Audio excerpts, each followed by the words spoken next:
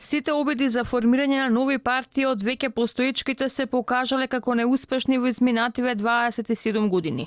Ако некој смета дека може да направи нова структура која ќе биде конкурентска на ВМРО-ДПМН, треба да го направи како нов политички субјект, а не како фракција. Вакви се размислувањата на аналитичарите по информацијата дека поранешниот и актуелниот шеф на дипломатијата Поповски и Димитров работат на формирање на нова партија која би имала работен наслов конзервативна партија.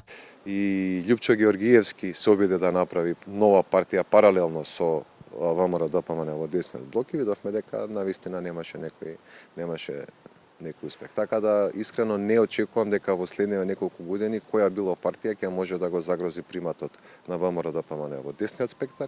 Многу е пофер некој доколку не се согласува со актуелното раководство, во случајот споменавте ВМРО-ДПМН, пак ќе повторам, не знам колку се тие информации точни, доколку не се согласува да се обиде да направи нов политички субјект и да привлече своји гласови, отколку да се обиде од внатре да прави проблеми кои што најмалку ќе им идат во корис, така доколку некој смета дека може да направи некоја нова структура која што ќе биде конкурентска на ВМРО-ДПМН, многу е пофер тоа да го направи преку формирање на нов политички субјект.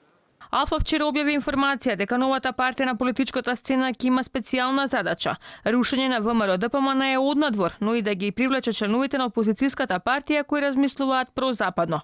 Ниту денеска не успеавме да стапиме во контакт со клучните играчи, Поповски и Димитров, за да ја слушнеме нивната страна. Експертската јавност коментира дека пратеникот и екс-министер за надворешни Никола Поповски во изминатиот период воопшто го нема ниту на едно партиско случување, ниту пак во Собраниската галерија, дури и за гласањето за уставните измени, што остава простор за сомнеж дека односите со матичната партија не одат во добра насока. Доколку се реализира ваквата идеја, новата партија би била директен конкурент на ВМРО-ДПМН, но колку и сериозен, одговорот би бил познат веќе на претседателските избори, кои треба да ја дадат сликата за моменталната доверба на опозицијата кај граѓаните.